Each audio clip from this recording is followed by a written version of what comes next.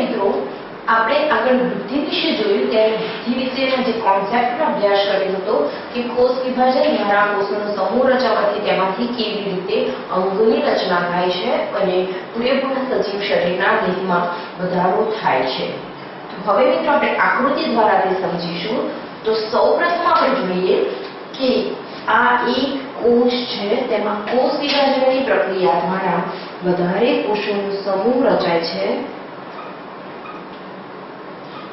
હવે મિત્રો આપણે જોઈશું કે આ જે આખો તમે જે કોષોનો સમૂહ જોઈ શકો છો તે મિત્રો કોષ વિભાજનની પ્રક્રિયા થવાથી બન્યો છે.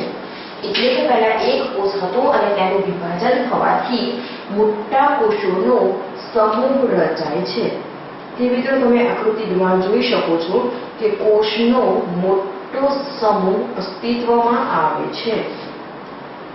હવે મિત્રો આ જે કોષનો મોટો સમૂહ અસ્તિત્વમાં આવ્યો છે તે જો કોઈ જ કાર્ય માટે અથવા તો કોઈ જ રીતે અલગ ડિફરન્શિએટ ના થાય તો આ જે કોષનો આખો સમૂહ છે તે આપણા કઈ કામનો રહેતો નથી, પરંતુ તેનું વિભાજન થવું જોઈએ.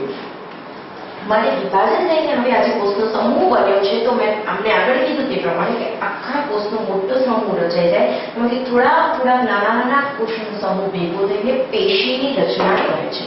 હવે મિત્રો હું બ્લુ લાઈનથી જે દર્શાવું છું તે ધારો કે આ 4 કોષોનો સમૂહ ભેગો થઈને એક પેશીની રચના કરે છે.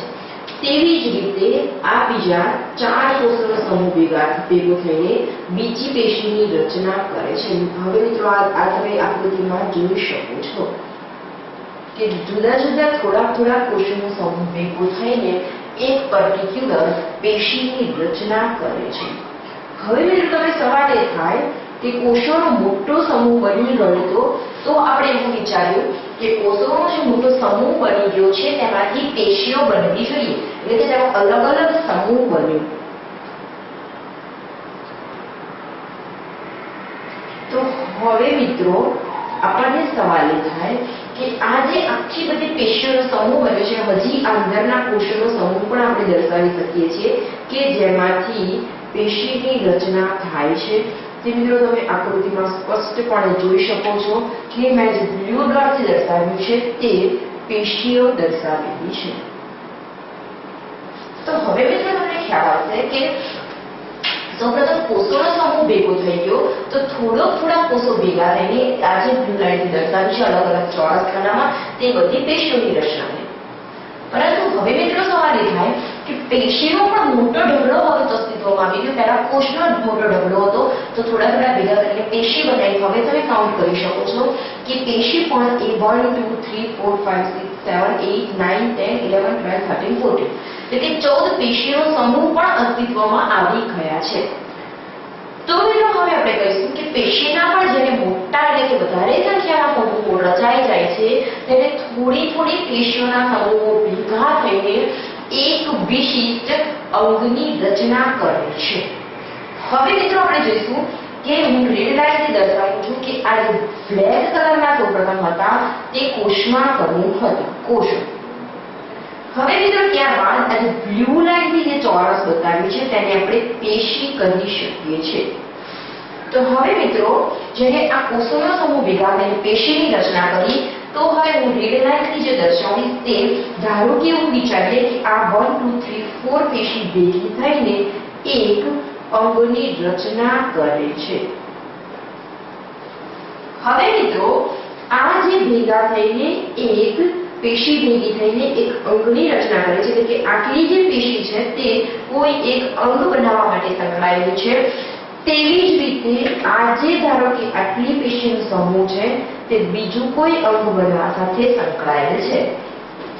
આ ઉપરાંત આટલો જે પેશીનો સમૂહ છે તે બીજું કોઈ અંગ રચવા સાથે સંકળાયેલ છે અને આ જે પેશીનો સમૂહ છે તે બીજું કોઈ અંગ રચવા સાથે સંકળાયેલ છે. તો હવે મિત્રો તમે જોઈ શકો છો કે પહેલા કોષ એક જ હતો તેની સંખ્યામાં વધારો થયો અને મોટો સમૂહ બની ગયો. તો આપણે બ્લુ લાઈનથી દર્શાવી પેશીઓમાં તેને ડિફરન્શિએટ કર્યો. તો પેશીઓનો પણ મોટો સમૂહ બની ગયો તો થોડીક પેશીઓ ભેગી થઈને પર્ટિક્યુલર અંગની રચના કરી. માટે મિત્રો જેમ કોષ વિભાજનથી કોષની સંખ્યામાં વધારો થતો જાય છે તેમ તેમ મિત્રો કોષની સંખ્યામાં વધારો થવાથી અંગોની સંખ્યામાં પણ વધારો થાય છે અને અંગોની સંખ્યામાં પણ વધારો થવાથી સજીવ શરીરમાં દેહનો અથવા દેહના કદમાં વધારો થાય છે જેને આપણે વૃદ્ધિ કહીએ છીએ। તો હવે મિત્રો વૃદ્ધિ એ શું છે, સજીવો વૃદ્ધિ કેવી રીતે કરે છે તે બધો જ કોન્સેપ્ટ તમારા માઇન્ડમાં ક્લિયર થઈ ગયો હશે। હવે મિત્રો હું તમને એક વાત જણાવી દઉં કે વનસ્પતિનો જે દેહ છે તે જીવન પર્યંત વૃદ્ધિ કરતો રહે છે। વનસ્પતિ દેહ જીવન પર્યંત અથવા આપણે એવું કહી શકીએ કે પૂરા જીવનકાળ દરમિયાન વનસ્પતિ દેહ જીવન પર્યંત વૃદ્ધિ કરતો રહે છે, વૃદ્ધિ કરતો રહે છે। આ ઉપરાંત મિત્રો આપણે એવું કહી શકીએ કે પ્રાણી શરીરનો જે દેહ છે અથવા તો પ્રાણી શરીર છે અથવા તો પ્રાણીનો જે દેહ છે તે તેના જીવનના અમુક નિશ્ચિત તબક્કા સુધી જ વૃદ્ધિ કરી શકે છે, ત્યારબાદ તેની વૃદ્ધિ સ્થગિત થઈ જાય છે। તે જ રીતે જોઈએ તો પ્રાણીનો દેહ તેના શરીર તેના જીવનના નિશ્ચિત તબક્કા સુધી જ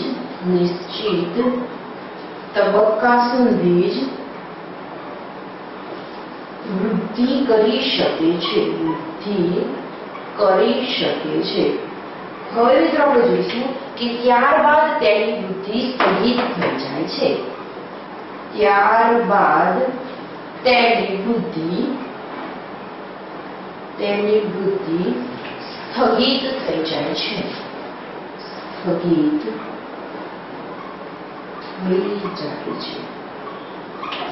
તો હવે મિત્રો તમને આ વૃદ્ધિ વિશેનો જે આખો કોન્સેપ્ટ હતો તેના વિશે ખ્યાલ આવી ગયો છે। હવે આપણે બીજા એક અગત્યના લક્ષણ વિશેનો અભ્યાસ કરીશું।